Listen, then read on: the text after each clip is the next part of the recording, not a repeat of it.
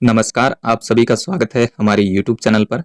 इस वीडियो में हम बात करेंगे बंगाल की खाड़ी और अरब सागर में एक साथ गंभीर चक्रवाती तूफान की संभावनाएं दिखाई दे रही है और इन सिस्टम का भारत पर कितना ज़्यादा इम्पैक्ट देखने को मिल सकता है और इनका क्या ट्रैक हो सकता है, डिटेल से हम इस वीडियो में बात करेंगे।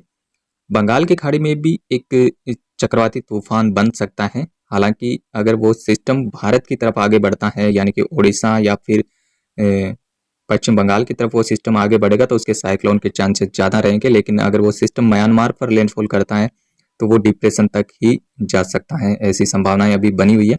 लेकिन अरब सागर में जो सिस्टम बना हुआ है उसके साइक्लोन के काफ़ी ज़्यादा चांसेस हैं और वो सिस्टम वेरी सीवियर साइक्लोन की कैटेगरी तक भी जा सकता है। अभी आप देखेंगे 15 तारीख के आसपास ये सिस्टम लक्षद्वीप और आसपास के भागों में अरब सागर में लो प्रेशर के रूप में ये डेवलप होगा और उसके बाद में ये सिस्टम धीरे धीरे उत्तर पश्चिम की तरफ ये सिस्टम आगे बढ़ने की संभावना है, यानी कि भारत के गुजरात कोस्ट की तरफ ये सिस्टम आगे बढ़ेगा और साथ ही काफ़ी ज़्यादा इंटेंसिफाई भी होता रहेगा, यानी कि 22-23 के आसपास ये सिस्टम साइक्लोन का रूप ले सकता है। और उसके बाद आप देखेंगे 25 के आसपास ये गुजरात के सौराष्ट्र में कहीं ना कहीं लैंडफॉल इसका अभी दिखा रहे हैं, लेकिन इसके ट्रैक में अभी चेंजेज आते रहेंगे, बदलाव होता रहेगा। अभी कोई फाइनल ट्रैक है नहीं। ये ओमान की तरफ भी इसके जाने के चांसेस काफ़ी ज़्यादा हैं। ये सिस्टम बनने के बाद ओमान की तरफ भी आगे बढ़ सकता है, लेकिन गुजरात कोस्ट पर भी इसके आने के पूरे चांसेस रहेंगे। और ये सिस्टम, हालांकि इस सिस्टम को काफ़ी ज़्यादा समुद्री ट्रेवल मिल रहा है तो इसके इंटेंसिफाई होने के चांसेस काफ़ी ज़्यादा हैं। ये सिस्टम वेरी सीवियर साइक्लोन या फिर एक्सट्रीमली वेरी सीवियर साइक्लोन तक भी जा सकता है, ऐसी इसकी संभावनाएं नज़र आ रही है। 24-25 के आसपास या फिर 26 तक ये सिस्टम लैंड कर सकता है भारत के। अभी जो इसका ट्रैक है वो, यानी कि लेटेस्ट जो ट्रैक अभी दिखा रहा है उसके मुताबिक ये सिस्टम गुजरात और महाराष्ट्र कोस्ट के आसपास कहीं ना कहीं इसका लैंडफॉल हो सकता है और साथ ही चांसेस भी रहेंगे कि ये ओमान की तरफ भी ये सिस्टम आगे बढ़ सकता है।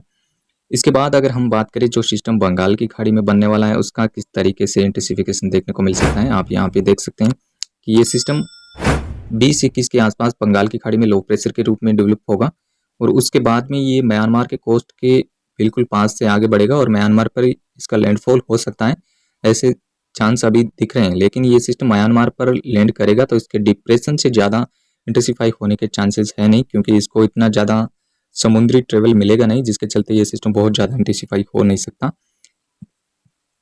आज सुबह का जो इस सिस्टम को लेकर के जो ट्रैक जीएफएस ने फिर से अपडेट किया था वो कुछ इस प्रकार से दिखाई दे रहा है। उसमें ये सिस्टम गुजरात कोस्ट के बिल्कुल पास से होकर के ओमान की तरफ ये सिस्टम आगे बढ़ेगा, यहाँ पे आप देख सकते हैं। और गुजरात पे लैंड न करके ये सिस्टम फिर से मूव कर रहा है ओमान की तरफ, इस तरीके से इसका ट्रैक अभी दिखाई दे रहा है। लेकिन ये सिस्टम गुजरात कोस्ट की तरफ इतना ज़्यादा जितने भी ट्रैक अभी तक जेएफएस ने अपडेट किए हैं उसमें गुजरात की तरफ ये सिस्टम आगे बढ़ रहा है, तो कहीं ना कहीं इसके चांसेस सबसे ज़्यादा, अगर हम चांसेस की बात करें तो ये गुजरात कोस्ट पर ही लैंड कर सकता है। बिपरजॉय के समान इसका कुछ ट्रैक दिखाई दे रहा है। ये सिस्टम उसी ट्रेवल पर आगे बढ़ रहा है, तो कहीं ना कहीं ये सिस्टम गुजरात पर भी इसके सबसे ज़्यादा चांसेस रहेंगे। साथ ही ओमान की तरफ भी ये सिस्टम बढ़ सकता है, लेकिन अभी इसका कोई फाइनल ट्रैक है नहीं, इसमें लगातार चेंजेस देखने को मिलेंगे। लेकिन सुबह जो बंगाल की खाड़ी में जो सिस्टम बन रहा था उसको बहुत ज़्यादा इंटेंसिफाई दिखाया नहीं गया है, उसमें सिर्फ लो प्रेशर की कैटेगरी तक ही उस सिस्टम को रखा है और म्यांमार कोस्ट पर इसका लैंडफॉल हो रहा है। अगर हम बात करें इन दोनों सिस्टमों को समुद्री ट्रेवल के दौरान कितना ज़्यादा मॉइस्चर मिल सकता है, यहाँ पे आप देख सकते हैं कि जो सिस्टम अरब सागर में बना हुआ है यहाँ पर काफ़ी हाई मॉइस्चर रहेगा, लेकिन बंगाल की खाड़ी में भी मॉइस्चर काफ़ी ज़्यादा दिखाई दे रहा है। लेकिन ये सिस्टम काफ़ी जल्दी लैंड कर जाएगा म्यांमार के भागों पे, जिसके चलते ये सिस्टम बहुत ज़्यादा इंटेंसिफाई दिखाई नहीं दे रहा है।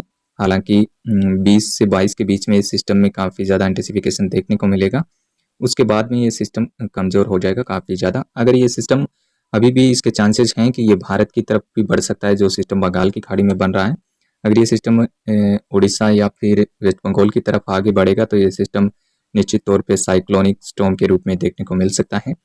वहीं पर जो सिस्टम अरब सागर में बना हुआ है उसमें भी आप देखेंगे कि लगातार उस सिस्टम को अरब सागर से मॉइस्चर मिल रहा है और वह सिस्टम वेरी सीवियर साइक्लोन की कैटेगरी में गुजरात और आसपास के भागों पर कहीं पर भी वो लैंड कर सकता है।